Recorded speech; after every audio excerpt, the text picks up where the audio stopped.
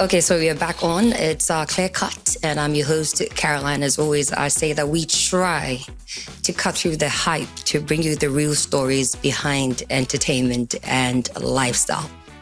And still on Deck to December, we're reviewing, we're discussing. We've seen all that you guys have written online, the arguments, the complaints, table culture, pricing of tickets, cost of food, hotel apartments, rates, crazy. But yes, today I would officially say it's Founders Day, because I have founders in the building.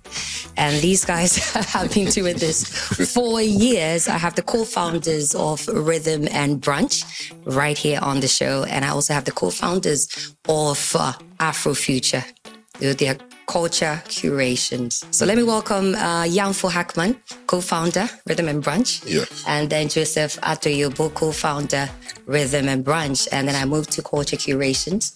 It's Edward Adjaye. Edward Adjaye. Okay, the name is Edward Adjaye. But the way you spell Edward it, aka Deezy do this. I mean, think AfroFuture, think Afrochella, go back to Afrochella to AfroFuture, you think Deezy. And Ryan Bediako, co-founder, Culture Curations. But before we dive in, first thing I want to know, was 30 December lit or not, Yanfo? It was lit, yeah. It was lit. It was lit. Deezy? It was as lit as it's always been. I had a great time. Same with you? Yeah, I think it was lit. Joseph? I think it's been a mix. Why is that? I mean, it was lit, but there weren't as many people as, I think, previous years. Really? Yeah, from everywhere I went. It wasn't as... Yeah, this year's stats that has dropped like, what, 10%? I saw something like that the other day. Yeah. But it also looked like there were so many people in town. I mean, people couldn't even get hotels to book. Really? As at 31st of December. And some of the parties I attended were also very full. Like triple the numbers that I had seen years earlier. So, wow. So it wasn't it for you. No, it was lit. I mean, in terms of enjoyment... Black voters said we can all agree 30 December wasn't it. True. Carol, this matter you want to discuss. You want to put us in hot soup. This matter you want to discuss. No, I think it was lit. People had fun, and okay. it was so true or more false? people in town. December wasn't lit. I think it was lit, but to go off of what he said, I think now there's so much to do that there's so many events that there's still a lot of people in the country, but because there's so many events, they're spread out at all the events. Right. So maybe that's why. Yeah. People have options now, a lot more than in like 2020, 2019, 2018. Because you need to also remember that a lot of these venues, like, were expecting a lot of people and they prepared for it. So the infrastructure was fixed. Right. So now venues like Frontback did expansions, they can fit more people. So it won't look as crowded as before, simply because the venues were expecting the large number. So they fixed a lot of the problems.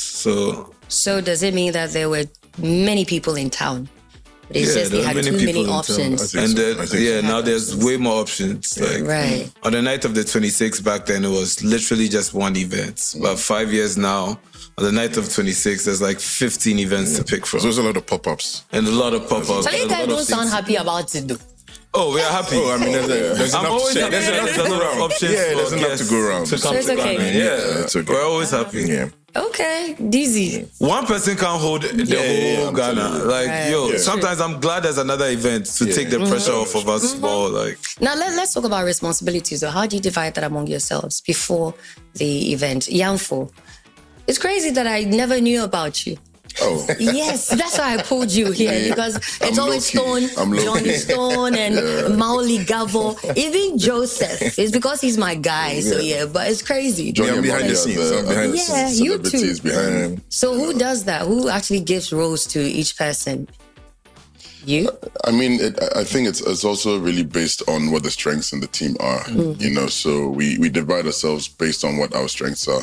And I mean, I'll tell you, the Rhythm and Brunch team, we have different backgrounds. We come from different backgrounds. We're not really from event backgrounds like these groups. Right. I know, right? These are the guys that we're learning from. But Rhythm and Brunch is quite new. We're 2 years old, you know, and we just came together out of a love for nostalgic and not your age. Throwback. Oh. Please. I mean, he has more grey hair than me. But hey. It wasn't your age? No. Okay. It wasn't. We just felt like there wasn't enough like old school music on the scene. Everybody, the focus is really on the Gen Zs are taking over. The younger generation is taking over. So it was just, one time where we were a little bit frustrated that we're not hearing the Tony Braxtons and the Whitney Houstons and the TLCs and stuff. So we came together as friends to put on this event, and out of the nature of how it happened, we just have different backgrounds, So Jay is in oil and gas. I'm from a marketing background. Amwaba is a doctor. Mauli is an actor.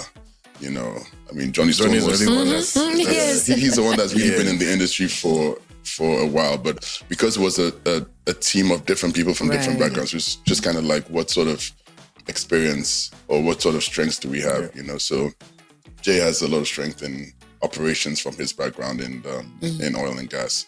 I have a marketing agency called Social Ghana. So I tend to focus, and I lead my Social Ghana team. So I sort of took the role on to sort of lead this team and also focus on the marketing, the PR, the communication for the branch. So it really, that's how we sort of went into our different roles. Your story is different because you guys are already here. You've been here with me for years. Yeah, but it's kind of the same thing. Like, even from the first meeting I had with Kenny, I was like, bro, I don't want to know anything about counting or financing. That's all. Just tell me what the budget is and let me know what I can do with it. So it's same with how Ryan came on board, helping with the operationals, brand partnerships, all that. He's good at that. So it's like he said, strengths and weaknesses. They don't take me to certain meetings.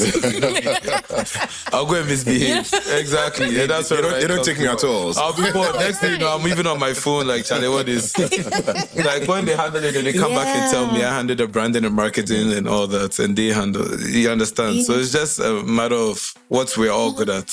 And it's never caused any conflict. There hasn't been any moment where, you clashed. Oh, yeah. But I think that's out of passion. We're all passionate about reaching the same goal, but sometimes we have different ways of getting there. But it's all just for the success of the event. So. And who walks out when it gets heated? I've left the group Have you done that before? Like you guys did I've left the group chat. Oh, you've done it. Yeah. You? No, I haven't worked out, but... I almost left the group chat. Oh, yeah. I'll leave the group chat right now. Maybe I did, actually. Then they go add me back. Then come back when you think you're going. Most of them are hot-headed, so... Yeah, Ryan is usually the one calling all of us to calm us down and stuff. I see. I like that, though, because it shows we are very passionate about it. I'd rather that than someone who doesn't care enough to even get upset. So. I remember one time we fought for almost 1 week about booking an artist. Yeah. Exactly. Because what you wanted, different artists, you want a different artist. Okay, they make you guys do it. I don't go do. You understand? So how do you settle that, though? You went for who you wanted. Yeah, I went for who I wanted, and I just convinced them, and then the whole team also jumped on board, and then we decided to book the artist. Wait. Oh, it went well. I'm always quick to admit when I'm wrong. This one. Who is always right, though? Who is always right? I don't think there's a right. There's no one person that's different ways. Ryan, I'm sure. Oh, no, I'm not always right. There's been times where I'll be like, you see? Oh, my God. But how do you coordinate events, with the vendors, the artists, and even the staff during peak times? How's it called? Ryan. Yeah, Ryan. Since you bring peace. So a lot of the time you leverage some of the relationships that you have to sort of accommodate some of the pressures that come with the seasons. So let's say Christmas time, you know that there's going to be an influx of people coming.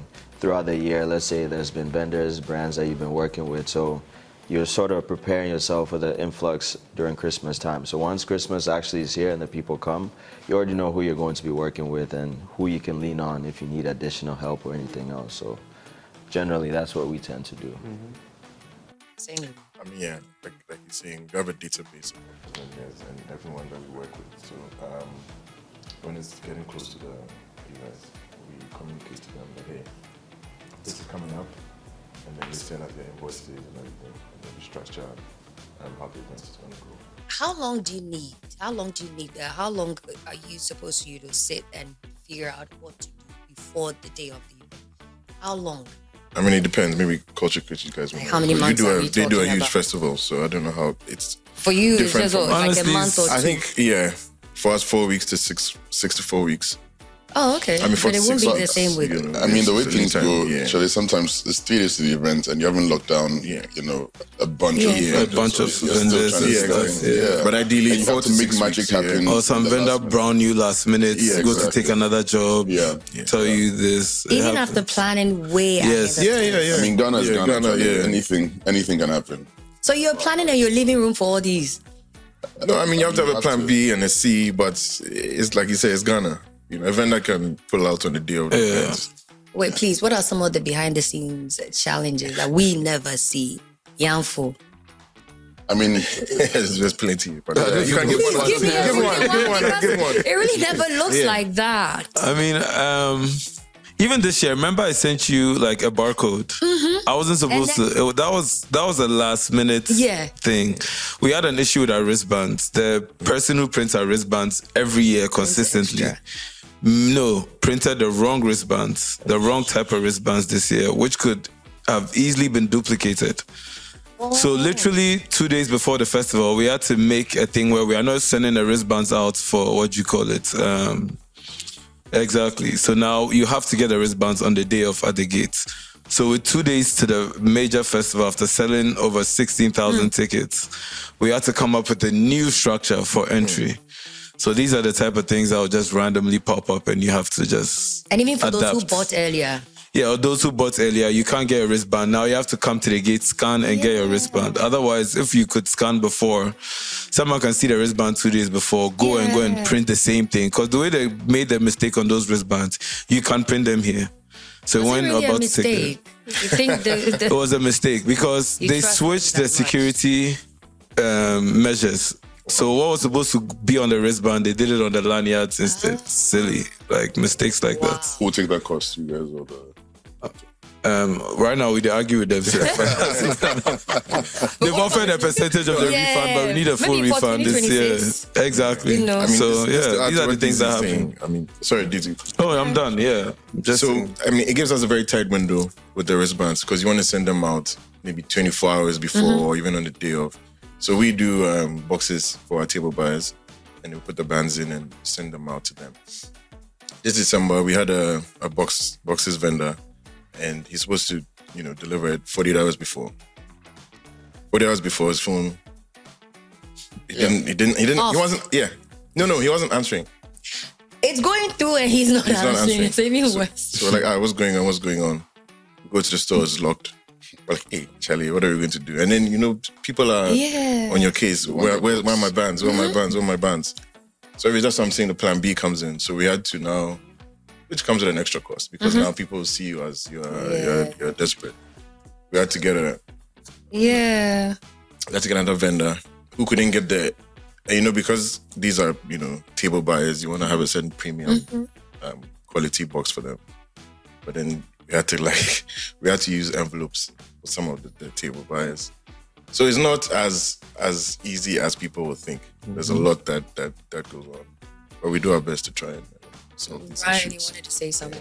Yeah, I was going to say, those are some of the challenges because some of these vendors that you work with, when you task them to do something and they're not able to do it, they don't communicate. Don't tell you. don't even tell you. They'll wait to the day tell of. you so that you can also, let's put our heads together to try to figure out a solution to this. They're not going to tell you, they're going to go out and try to figure out a solution. And it doesn't work out last minute, then they put you in a tough situation. Now you have to jump through hoops to try to make something happen. So that's one of the biggest And the challenges. next vendor is also saying, you didn't come to me, so now that you're coming they'll, here, they'll charge you extra. and you Then still they have charge to you pay. extra. And funny enough, the boxes guy called me this week that the call came in, but my screen was spoiled.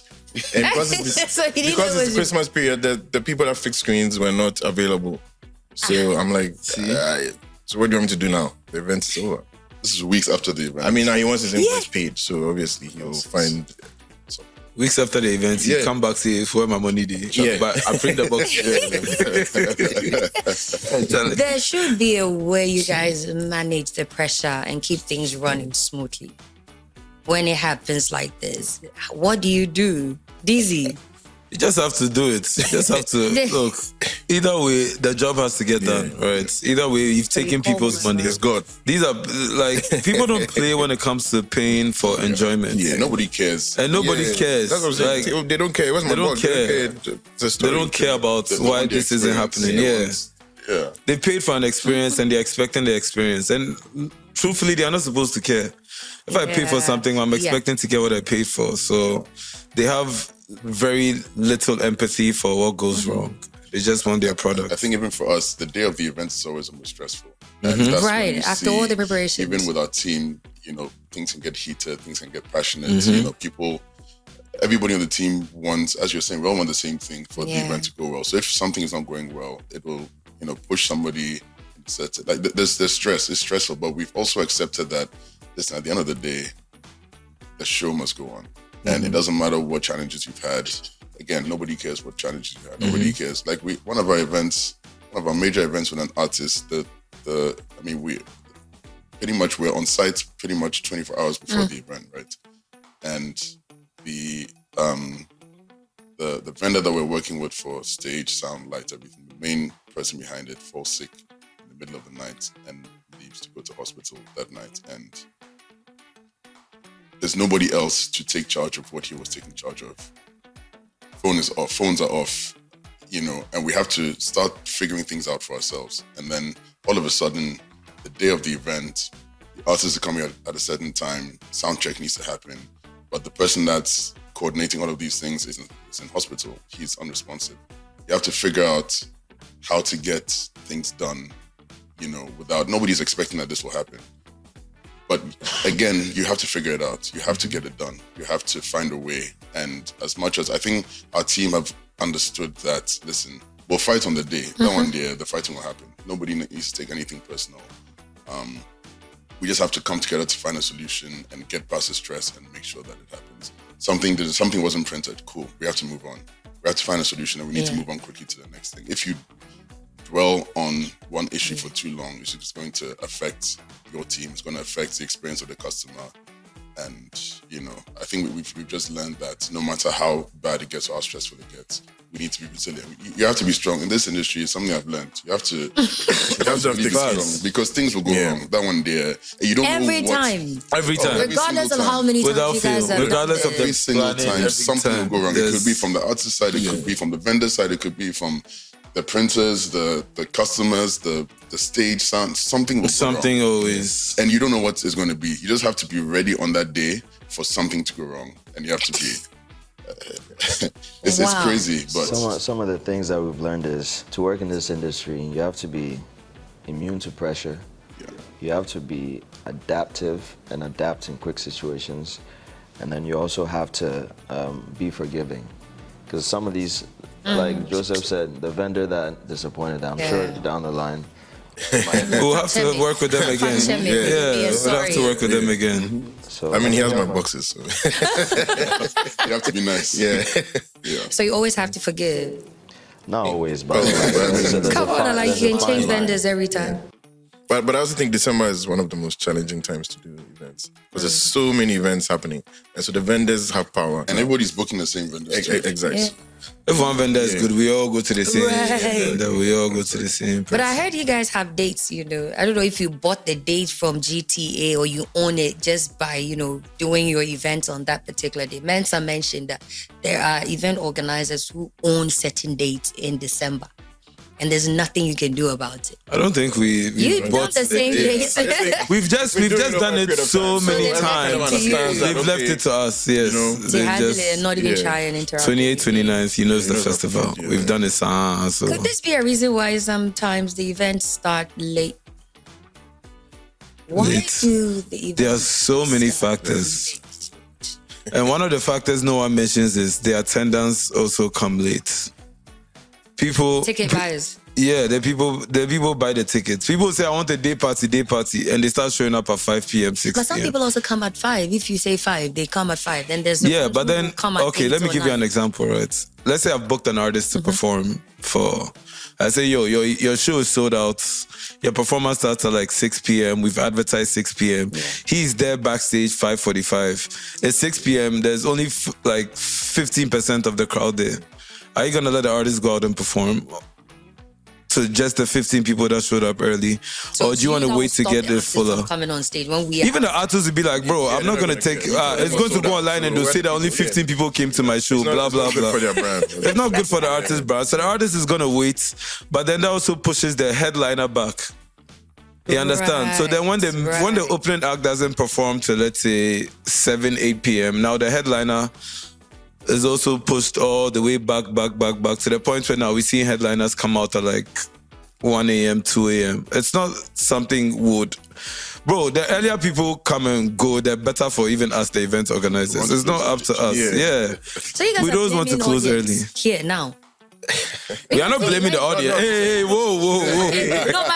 No. Begino can't give you heat. Whoa. You know how Yobo White, he's been doing his play for a long time now, and he's been very, very big on time. If I say 7, if you come at 7:05, you might even miss some scenes. And that's what it is. And our people know, so they show up. I want to tell you, AfroFuture, right? Okay, I got there at 10 or 11, but I still had to wait for 1 or 2. I am there. And I still want to see my artists. So why not just let them perform? Because if you're going to look at the one coming at 2 or 3, then we will never have this. But if the show has started, if the first artist was supposed to perform at 5 p.m. and he ends up performing at 7 p.m. Let the first artist perform at 5. Because 5, you still have people there. Yeah, we still have people there. But I'm saying that's one. It doesn't look good for you where you sit as organizers and what you want to see when you go back and sit at the table and watch. No, there are so many other factors too. I'm not saying just the attendance, but there are so many things that can go wrong. For example, it's different artists, different sound decks. It's time for this artist to come and plug in his thing. All of a sudden, it's not working. Boom, on the day of, we have to go fly in the news. It happened the year Davido was performing. His pianist or something. Right before the video about to perform, his thing gets fried. Immediately gets fried. Like, literally. He has to go back to his tent, wait. They have to get a new one, come. Like, all these things, like, happen on the day of... all the time. You can have smooth runs. Yeah, we've had smooth runs. Yeah, this is just one out of the many reasons. Yeah. Like I said, there are so many other reasons sometimes. Sometimes security reasons. Because now you're saying people don't come on time. So people don't come on time. Security reasons as well too. Production reasons. Like that. It's like so you want to know the blame. Oh, I'm not saying we are void of blame. I'm taking the blame. Yeah. Like, I wish we could run a show where by 5 p.m. it's full. Because we take the blame when people don't come early. And everything went as smoothly as you did it. I take the blame. Don't get me wrong. I take, even when people come in late, I'm like, what are we not communicating? Yeah. Or why are people thinking it's cool? What do we need to do in terms of our communication and marketing so people come on time? We say doors open at 10 a.m. We say doors will close at 10 p.m. Like, we do all these things, and when it doesn't work, we blame ourselves. We are not here saying, oh, it's your fault, you came late. But I also saw that you posted that doors will close at 10 and people were insulting you and saying, I'm going to bath now, what are you on? I'll sue you. So for that I understand. But for me, I'm talking for those who come on time. Because then now they have to wait for the latecomers to come in to enjoy the same artists that we're all there for. Because me, I like to show up on time. But I had to wait till 2:30 for Ashake and Rema, and then 3:10 for the band. I think that's exactly what's... So I was even wondering, I was like, wait, I'm not sure any artists will come and not show up when they know this is their time to be on stage. So is it that you guys plan and say, okay, let's do 2:30? Or just because the first person wouldn't come on because there were not like enough people there? What Deezy is saying, some of the artists, they just won't come out.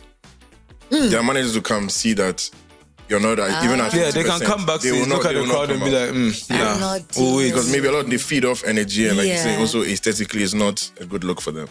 So, and now the pressure is on Johnny Stone. Please come. So now the pressure is on him and Kojo Manuel and AJ. Yeah, to just talk and talk and talk. I felt very, very, very sorry for Kojo. How do you feel about that though? Because it affects you. Yeah. You have to keep on hyping and shouting and screaming. You literally have a situation, right? You're on stage, good energy, having a good time on stage, and then someone's in the crowd says, okay, let's say the artist is Burna Boy. We want. Then someone else starts saying, we want, and it's like you have to ignore, you gotta block it out and just continue jamming, and sometimes communicating. I know you're waiting for the superstar to come, but you literally just have to keep the spirits high. Do you get angry at them when it happens? Because they're making you overwhelmed. Oh yeah. Like they said, on the day of the event, many your things teammates can can go become wrong. your worst enemies. But we all understand that. We all want the same goal. It's just we're aggressive to get to that goal, and we have to get to it together. After the show's done, it's high five, it's hugs, it's but in that moment, whatever I'm supposed to make sure like it's like 2,000, 3,000 people, how many people get entertained. And I need production to be on point. I need lighting. I need whoever's bringing the artist to chaperone them onto stage. Otherwise, it makes my job harder. So, yeah. But what keeps you going though? Do you drink something backstage and come back? So, or is it water? What is it? I have three things I do. Water. I have my Red Bull, and then if you know me, my favorite drink is James Knight. That's not an advertisement. It's just a case of staying hydrated, making sure your energy is good. I eat well before the event. I sleep well, and Forgot the cocaine. So imagine being so good at your job. People assume that you're on something. People are always asking us like, "What's this guy?" Yeah, on? he's jumping up and down for 6-7 hours. Because come on now, It's passion. Johnny. Yeah. Okay, thank you though. But let's come No, back but to we again, as you were saying, it's not. There's no single reason for why some of these things happen, and sometimes, as I said, things will go wrong on the day, and you have no idea what it will be, but you have to adapt and get ready for it. We had an artist this December. One of our artists was supposed to go on stage at midnight. So he was supposed to get to the venue for 11:30, to just be backstage and then go on at 12. 11:15, we got a text from the manager saying, "We need some painkillers at the hotel." I'm just thinking, hey. That's for painkillers, Like, what are you asking for painkillers? We're trying to figure out, who is it for? Is it for you? Is it for the artist? Like, what's going on? And then they're just like, he's having a bit of issues and he just needs some painkillers.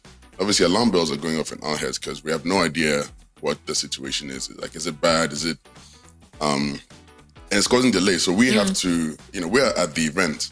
So one person from my team needs to go out to a pharmacy and look for painkillers. And again, I was telling you that we have diverse backgrounds. So Amwamba, who's my sister on the team, she's a medical doctor. So she's like, you can't just go and get any painkiller. You need to understand what the reason is. Like, what's the issue with you that you need a pain? You may not even need painkillers. So she takes a decision to go to the hotel to see the artist and figure out what the situation is. So that's nice. There's delays. So she ends up going there around 11:45. We're expecting. So we have planned the event for him to come on at 12. So Johnny is hyping the crowd and saying 15 more minutes. He's going to come on. Blah blah blah. By 12:10, 12:15, there's no artist.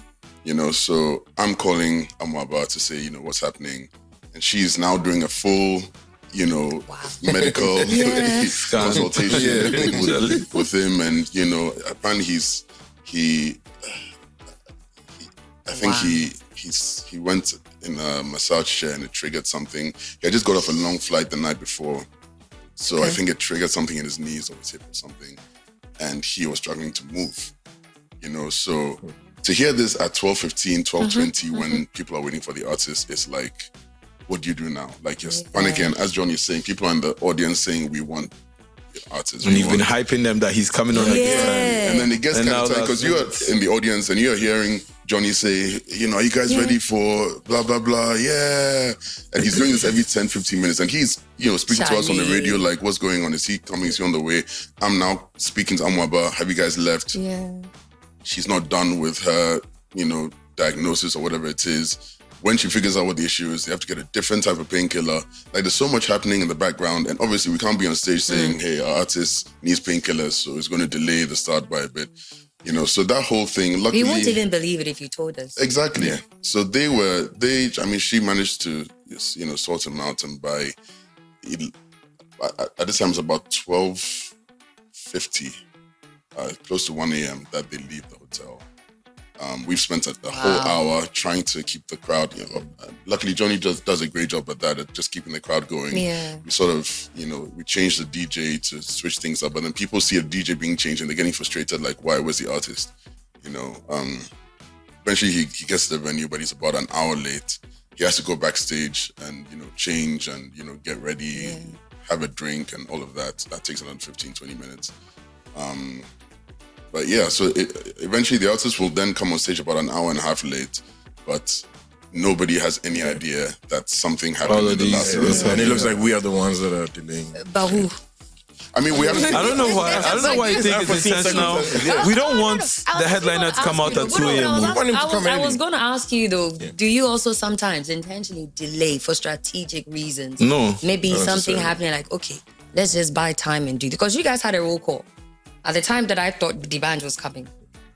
You were calling all your boys on stage and introducing them. Hey. Maybe all that was to...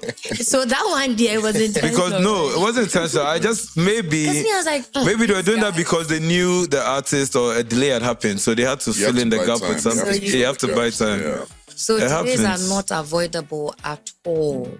It's just part of the industry culture. But you would say that. I think during the year, you don't usually get It's a lot December. of these people coming late and stuff. I think Dirty December has a part to play with it. Because majority of the crowd, maybe the night before, they were at Polo Beach, they were at Ace, they're going to sleep at 9 a.m., 10 a.m. Right. They're leaving there at 9 a.m. They're not coming to an event at 5 or 6. Exactly. They're waking up at But 5 also, or 6. again, we spoke about people having options. People are going to start the night at this place and they'll go to Skybar, then they'll go to Front Back, then they'll go to, then they'll go to AfroFuture, then they'll... Remember when we had chargebacks because we made an artist perform on time and the people were like, oh... Some of them missed it. Yeah, we missed it. And then they go back and they say they want a refund. Yeah. When you came late too, you understand? So there are so many... Yeah, we tried that, okay, we don't care, it's 5 p.m. If there are 10 people here, let the artists go. And then the rest of the 90% who were late say now they want refunds, they missed the artists, And they'll go to the bank for the... And they'll go to the bank. They don't even need to come to us. The bank will refund them. The bank will refund them. So by the time you've done your reconciliation of the event, you've realized that you've lost, bro. So it's like you have to just, do what works. Right. There are so many reasons as to... happen, do you feel organizers get unfair heat from the public or it's justified? Because from where I sit, I don't want to say unfair I can understand because- for people that have done I this for understand. years. Yeah, I And you have to take understand. responsibility. Yeah, we take responsibility. We just take it on the chin. We On get camera, it. they're taking responsibility. Yes, we are sorry. We are sorry. We try. Every year we try to make sure. This year we kept saying the show will be over by midnight. The show will be over by midnight. The show will be over by midnight. And then... I'm at 1 a.m. still. People Yeah. show at 1 a.m. then. That's why I'm like, we always try and ask, I try and ask myself, like, yo, what do I need to communicate? What do I need to do to make sure people come on time? You understand? So it's something I'm also dealing with as Sometimes marketing. it's as simple as traffic also. We had an event at Ghud Park. It was the same day as Dirty Rave. So that whole stretch. Yeah, can that be in Good traffic Park for 2 stretch. hours. Oh my God. Someday it took me 2 hours to get to Dirty Rave. And you know where I live too. Dirty Rave. I live literally right there. There were too many things. Yeah. Yeah. It's one, like... Took me 2 hours to get to Dirty Rave from my house. I think so. Spaces. That's another conversation. Very far from town. Yeah, the infrastructure sometimes just... So these delays, does it affect the VIP differently than general access? It affects everyone differently. everybody. General admission too, they've been So on then their what do you feet. do? What do you go to Energy is them? low. Admission more. Yeah. Okay, they're comfortable, they're seated. Yeah, VIP are comfortable. There's most likely seating. But general admission, they are the ones who give the most energy to the artists. You understand? So we need to always make sure that general admission is pleased. They are the ones going to stand up and crowd surf and do all that. So those are the ones I always feel bad for the most, general admission, because they've been standing. Me, say if I was standing, you go to VIP small, you want to come Dirty Rave. I didn't want to be on stage. I wanted to just be in the crowd. Yeah. Just jamming. That's where the energy is. Yeah, me, I have energy though. So yeah, but we are so mummies and poppies. So So after some time, the knees... Yeah, you need to sit down. it's even worse, lower back pain. Charlie, You can't really do anything Yeah, about so that. we feel bad. Like, it's not... I don't know, people sometimes feel like we intentionally want the show to start late because we'll make more money. I started believing. No, we don't. We don't want the show to start late. We want to be known as, hey, if this artist is saying 7 p.m., this 7 p.m. We'd love for people to believe that we want to stick to our timelines. We did artwork where we put the set times on, so people see that this year we are serious. Like we put the set times out, but still. I mean, for Rhythm Brunch, like during it, we're a day party. So we start early. September and we had... on time, like it was September we had Cisco. Rhythm and brunch. This was supposed to be a day party. So we don't know times. No, it's September we had Cisco. We advertised 5 p.m. to midnight. And we finished at like midnight. But it's okay to also put the blame on the people though. Because if we say brunch, we say day party. I mean, show up, come on, because you're the same people that will now go online and go and say whatever. So. I mean, for us, it's only 30 December that we get a chunk of the crowd coming late. But during the rest of the year, that's the problem. During the year, for us, you, we have people that show up at 3 p.m. 2 p.m. People do come early during the year, and we're not typically an artist-led event. We're a bit different. So what changed? Because you had Busta Rhymes and then Beenie Man and D'banj, 3 different editions. Yeah, I mean... Same month. Yeah. Hey, Charlie. I don't know. I blinked again.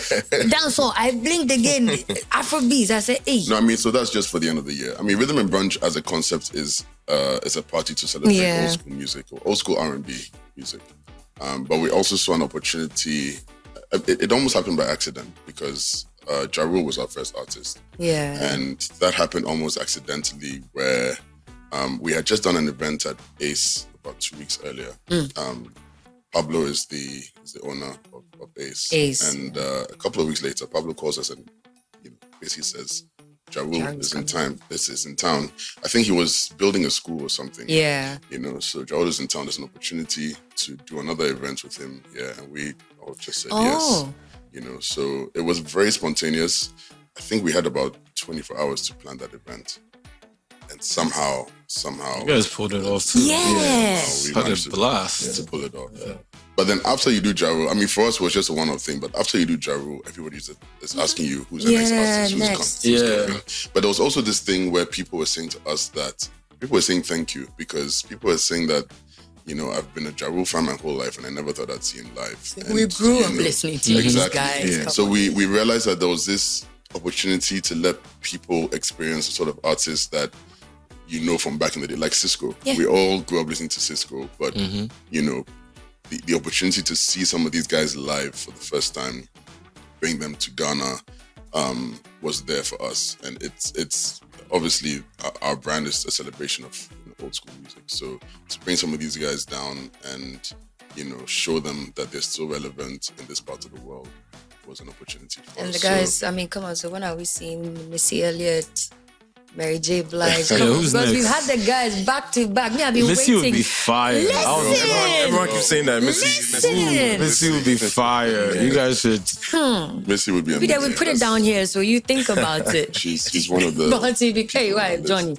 Oh, she's coming. Who said it, you or Johnny? Nobody's saying anything. You don't know. Jay, you said Missy would be fire. We'll see. No, Missy would be Okay, we'll see. She puts on a show too. She puts on a full show with dancers and everything. Yeah. You don't even have to pair with anyone. Because I used to pair the ladies. I'm like, okay, this one, if she comes, we need this guy. But Missy, I think she can handle it. Yeah, wow. for sure. Now let's talk about pricing of tickets. How do you guys decide? Because all the things you said there, I'm seeing stress, 1,000 for AfroFuture.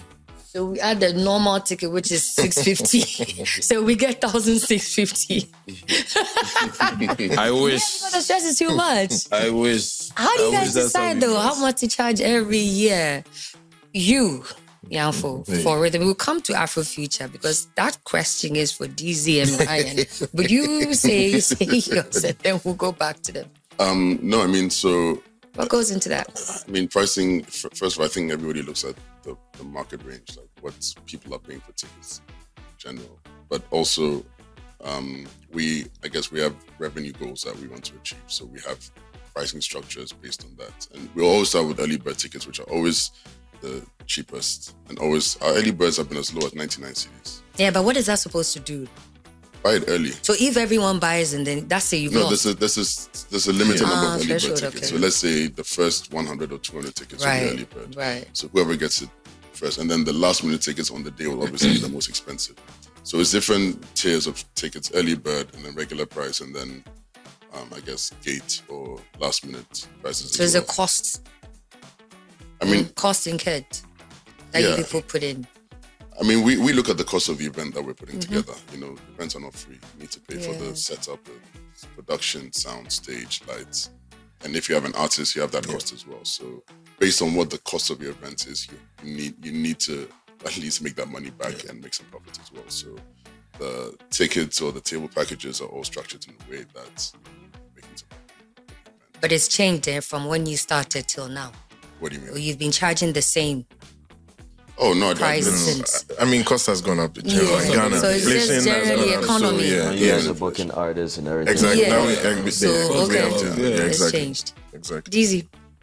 You know, we are the only festival in Ghana that has prices cheaper for Ghanaians and more expensive for the outsiders. I only see complaints about it. We are, because we have to make it cheap for the locals. We have to consider the economy we are living in for Ghana. To make it slightly cheaper. And the diaspora, And the diaspora, they can afford to pay more. So they told you that. It's not fair. No, because their once you economy get the allows same- them to pay more. That's what they pay them. So it's They not pay even about more getting for the same concerts there. experience. It's still cheaper for them. It's still cheaper to come to a full Afrobeat concert in Ghana. If they were doing Rolling Loud and all these other major pay a lot, festivals in America, they're paying way more. It's Right. still relatively cheaper. So we don't feel bad about it. That we are making it cheaper for Ghanaians in Ghana. Why should we? That should be a good thing. That should be celebrated. I don't see how so the that's... 1,800, because somebody had to For buy 2 last days. minute. Yeah. It covers 2 days. Yeah. So that's 900. A day for a 900. VIP ticket. That's 900 a day to see Rema on one day and Ashake on one day. VIP. That's So the a very 900 is the reasonable local price. Yes, that's the local price. Yes. So I mean, as a Which I customer, feel like You're you know, privileged. How much No, privilege? as That's a very customer that reasonable. goes to For Afro- VIP. Ryan. For VIP, not general admission. And VIP. general admission is- General admission was 800 cedis. Guys, come on. that's what I'm saying. For 2 days. That's 400 per day. 400 per That's day. 400 cedis per day. Okay. Ashake and 400 Rema. is still very much. On day one, Rema day So two. On the maybe high. 3 years ago, I would have been like, hey, Charlie, this is expensive. Because you were not. Because I was not doing in. it. Okay. Now, if AfroFuture is charging 1,000 CDs per ticket, I understand it. The caliber of artists are like these artists are expensive. Oh. They're not cheap. Yeah, I Yeah, know. I don't want to But get into the actual numbers, but these Yeah, artists they're aren't cheap. you can. Yeah. Yeah, I don't please. Politics. And another thing being on the outside is okay. Let's say somebody's charging $500,000. Okay, great. But then coming into the business, I'm like, hey, there's a whole Yeah. rider or things that they ask for that is Accommodation. is a lot. Bro, Like, people flights. like I don't even. But it's the same with you too. It's the same. Yeah, I mean, if you have an artist, that's- Okay. there's so many costs that come in that people don't realize. But I don't know. I feel like this ticket thing is like the experience that you are paying for. Again, these are global artists. These are world-class artists that are going to give you a show, right? You're not going to pay 100 CDs anywhere in the world to go and see a top-class artist. But there's always this expectation that why are they so expensive? 400 CDs, honestly, is a steal. That's what, $30-something. To see Ashake or Rema. Yeah. That's a steal. And if you were and the thing is that people will go to the US and you pay $200 for the same kind of experience. You know, so I feel like sometimes it's a bit unfair when there's complaints about ticket prices. And a lot of these is another thing that I've realized coming to the industry. So many complimentary tickets that you're almost forced to give out. Yo. So many complimentary. Please, I'm here too. I got you. Everybody who's your everybody. Student. Somebody- I hosted 2018 AfroChell. I beg you. Exactly. So on that, I said, please, pass students, do we get free? But the complimentary are People lots. want- The sponsors Saying want already, you're complimentary. telling your people to be The paying. banks want complimentary, embassies, this. Yeah. And you the have artists to will do come it. with their You're almost pocket like you tickets. have to do it. You have to. So understand? there's so many people there that are there for free because you're Right, almost pushed right. to, and then they'll make you feel so guilty. Even the vendors you are If you paying say- will ask you for They free all tickets. want. The vendors you are paying will ask you for free tickets. So if everyone paid, Then Or if everybody, wouldn't be this everything would be a expensive. different, if everyone paid, And everybody wants friends, complimentary. family, It's acquaintances, basically that. everyone. Yeah. So Plus, we don't even put all the event costs on ticketing. We make it cheaper so we can make up for it with the bar and other things we can sell at the experience. If we're trying to make our money back from tickets, it would have been way more. So it's still significantly cheaper. If we're making money off just tickets, we'd make a loss. So you've never had to adjust your prices because of public pushback? Maybe last minute, like, oh, they're talking too much. Let's just cut it. Not for us. No. So even the one you did for the students, like, I think 2 or 3 days before the day. No, that's always been. That's something we do every year. So you just So me, I just saw the announcement. I was like, yeah, it's something we've always done. Right. See, with the pricing, we establish the pricing based off of some of the production costs that we have. So we put everything together. So once we come up with a price, it's almost like a threshold. So if we go below that, then we're incurring the risk. So there's not much that we can do with the price. So that's even why if we you want complain, people to actually get early bird tickets. Right. So you get early that. bird tickets, that's where people can get their discounts. And then there's discount codes with influencers. There are so many ways we try and still make it like reasonable for people. But as far as the pricing, we think they are And you very think you give them fairly value priced. for their money? Yes. Oh yeah. Yeah. Definitely You know, see better. people say, like they are even the VIP safe. I was just standing, and then there was Queen Promise who opened the VIP area and asked people to just come in. You think you give them value for their money? VIP, general access. Like you're all standing there. Anyway. With me, personally, I feel like we do give value for our money. Our VVIP experience was top notch. Our VIP experience was good. Yeah, I think we give value. What do you for give them? In the VVIP, you have seated comfortably in your couch. You have your table service. You have a dedicated host and waiter. That's VVIP experience. In the VIP, you have your own bar. You have priority entry. You don't have to be in the crowd with the general admission. Like, we give value for money. I think we do a good enough job. Why are tables a big part of these events now? Because that's what people want. Yeah, if there's demand for it, we're going to give the people what they want. There are people out there who want to be on tables. I think the demand for tables sometimes is even higher than what we can actually accommodate. Yeah, what we can accommodate. So if there's a demand for it, people want to sit down. people want to sit down. People want to bring their babes. Their babes are wearing heels. They want to sit down comfortably. They want to feel like kings. Some people save to. Bro, someone has saved all year, worked hard all year, wants to come and enjoy, feel like a king, get his table. Another thing, there's something that comes with the table at AfroFuture. There's some sort of like status. I feel like a lot of people feel like, okay, every year I'm saving up my money, getting a table at AfroFuture. And I'm sure at Rhythm Brunch too. So that's for the people buying. Just status. Not status, but comfortability as well. And also getting that VIP access and being able to be comfortable and experience the event. So who are the ones who keep saying that the table culture has ruined the excitement and the vibe? I don't believe that. I just feel like it's something to say, so people say it, but I don't think it's ruined the vibe. Because if you want your table, if you and your people are popping on your table, we always have a blast every time. Rhythm and Brunch, I was on my boys' table, had an amazing time. Right. So I don't know what's like people are talking about, but I don't think it's ruined anything. You probably haven't even bought a table before to have the experience. Me, I don't know. You want me to say? You want to put me in trouble? They said Deezy do this is insulting people. Look, I beg you. All I'm saying is I don't think. I'm like, okay, because even Mensa was like, but the thing, you have general access, you have VVIP, you have VIP tables and all that. Like, wherever you want to be. You can be. There's different tiers. There's different tiers. For the person who bought the table, they're comfortable, they're excited. I think what is ruining yours? Johnny has a strong opinion on table culture. Come. There's even been events where they'll be like, so you guys don't get table. You crazy, like, you know they do table. My friend want table. Table no day, yes. People know it's not like you guys do because you want to just show them, say you need. So I mean, for us, so Rhythm and Brunch, we were at a different scale before when we started. Our first event was at Jamestown. No tables? No tables. Okay. Come as you are, sit where you are, whatever it is. But it really, after that event, people started to call us and say, we want to book tables. Like, we want to come, but we want tables. And there was a lot of people, as you said, more than the number of tables that we even had available. There was an over demand for tables. So we started to do table. Our next event after that, we had table bookings. And it was cheap. We had tables for 2,000 cedis, 5,000 cedis. We just wanted to give people.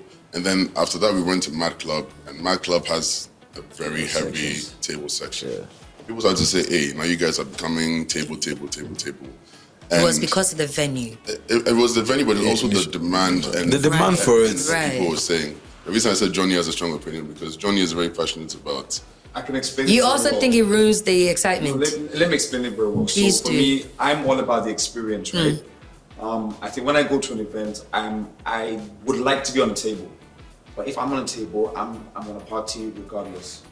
But then when you're at a lot of events in Accra, it's more about, okay, I want to feel like a king, a queen, I'm flexing. And also, I've paid maybe 20,000 Ghana cedis for a table. I'm showing up when I want to show up. Yeah. If an artist is coming on stage later on, I'm not going to show up until maybe an hour before the performance. So that ruins the vibe. For someone like me on stage as a host, imagine you're hosting in front of 2,000, 3,000 people, and the tables that are flagging the stage are a bit empty because the VIPs want to come when they want to come. So I am all for tables, but I prefer that, they come earlier so that they add to the vibe, because now you have a lot of people standing and they're also like, I'm standing here, I've been here at 9 o'clock, 10 o'clock.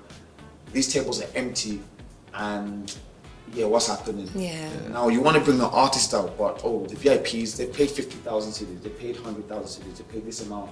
They're not here. And you have sponsors as well. It's a whole thing. Jeez. So my thing for tables is it's a blessing and a curse because they can hold your event to ransom. And they don't always party as much as Yeah. So that's So you're basically saying that if you buy the table, just come on time.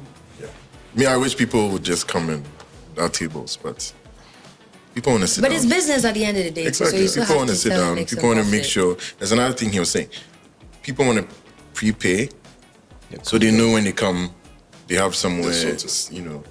Comfort. You don't want to People pay. have been willing to pay for parking passes to make sure that when they come, they have a There's levels designated to this. parking. Accra is two. You guys are doing these events for the two. Hey, please. And not the one. No, because tables too is very stressful. It's also very stressful to manage. 3 years ago, I'm like, but it's why these venues always. Tell us when I more. came in, What about it is stressful? there's over demand. Okay. If I tell somebody I'm sold out, they're not having it.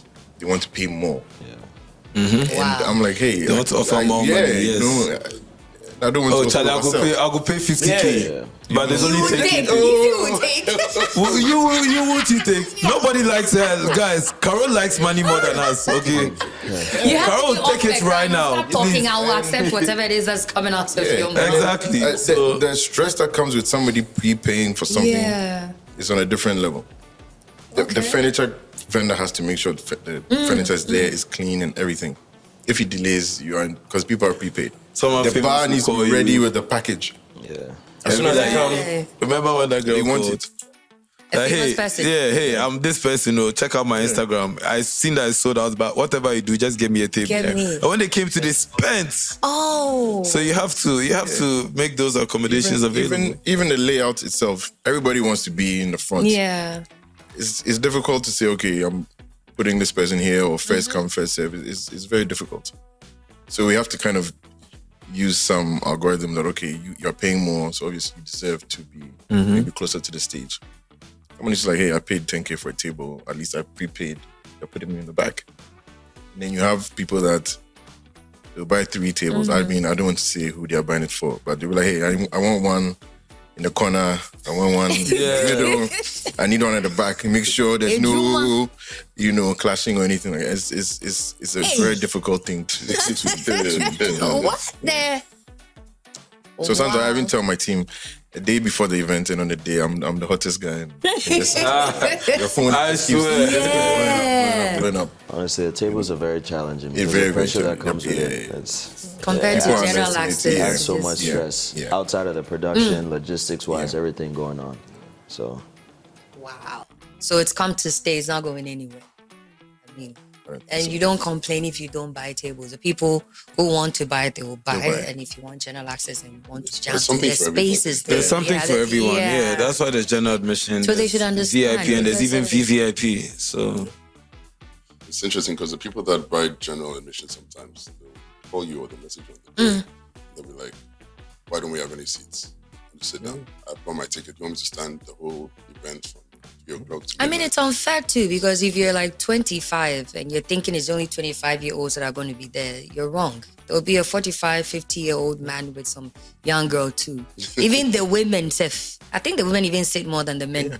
Well, we can't provide seating for everybody. We can't, you know, Yeah. You literally can't provide seating for everyone. So we make it clear in the communication when you're purchasing a ticket. This comes with this doesn't come with this comes with that. So there's nothing we can do. At our last event, we had a couple. They came, they looked around, and they said they want a refund. Why?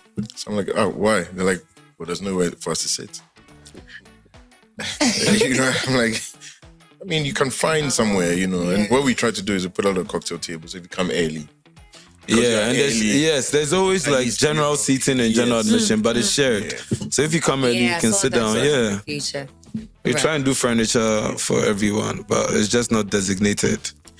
There's something for everyone. I mean, so yeah, if you want general access. Plus, it's a festival. Like, festival is not for seating. Like, You go it's walking around, around. check out stuff. Or bring your blankets in. Yeah, exactly. My friend brought.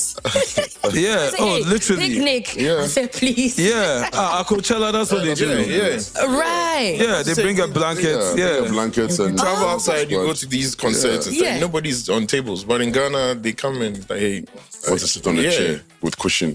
Yeah, they won't sit. We want to show people that, Charlie, we are not on the same level. So even if it costs us an arm and a leg, we will still pay and just get to be seated and be seen like, oh, okay. Because I know some people that when you guys said, you know, it was sold out, right? They said, Charlie, make a dog. Because why am I coming? Hey, anyway, let's talk about the artists, the international artists. How do you choose? This one is for AfroFuture. How do you choose who to bring in? Before you start fighting. Demand. It's a demand thing. Who people want to see the most. Sometimes we have to book as early as. I mean, that's who the people want to see. It's not our fault. Like, if I wish a Ghanaian artist could sell 16,000 tickets. That they want to. Do you ask around or you?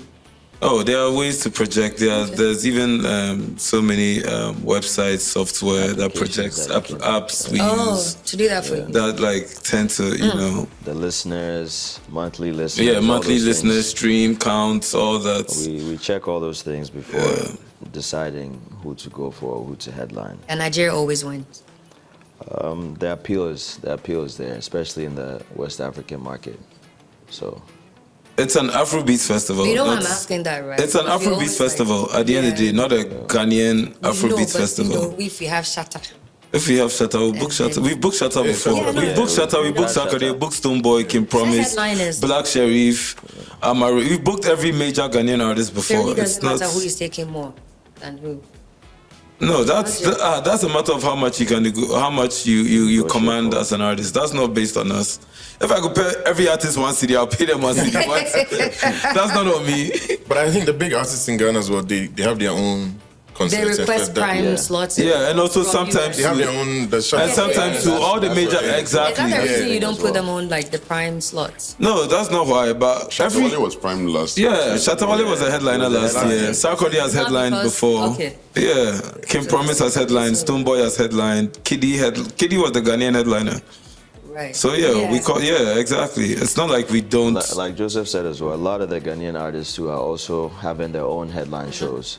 So if it reduces the demand, yes. Well, someone maybe went to their headline show, there would be less adverse inclined to go and see him at AfroFuture. So if you booked only Ghanaians, maybe 2026, you think it would change the energy and even attendance?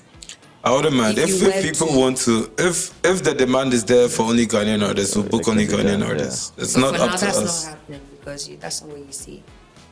If I could get one Ghanaian artist to sell all my tickets for me, I would never book anybody else again. But it's not up to me. It's easier. They're in the country. It's easier. It's easier for us. I'd rather do that. Well, do you think if there were enough R&B artists in Ghana and the demand was there to fill, they would be booking anybody else? Yeah. That's what comes with booking international. Exactly. It's not something we prefer. It's not something we love to do more. I don't know why the narrative makes it look like we are supporting Nigerian artists more. We are not. If the people want, it's who the people want to see. It's not up to us. You get results, right? Yeah, you get Yeah. results. Yeah, it's about getting the results. Like if for you, for example, if you could get the biggest Charlie, Nigerian bring Rema artist to again, bring the 20. views, Please, bring see, Rema. you'd book him. You know that okay, this guy comes to your show, you get 1 million views. Rema was amazing. I'll Rema just killed stop it. and say, look at the material.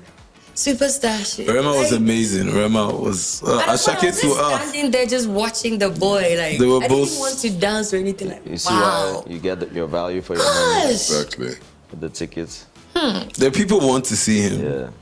The people want to see him. So we book who the people want to see. That's how the business. It's show business. You've You have never to show regretted them. booking any artists over the Oh, years? I've International or international. I've Oh, some. both Ghana. I've someone. I don't. Even, I beg. There's always one or a few, but There's some one artist that you can't pay me enough to book them, even if the whole world wants to see him. Then let's make somebody else book him. Why? He just cost us. Ryan is giving me side. That's how we say the story. But yeah, like he just cost us. He was very, very like he just cost us way more money than he's supposed to. international artists. Yes, an international artist cost us way more money than supposed to.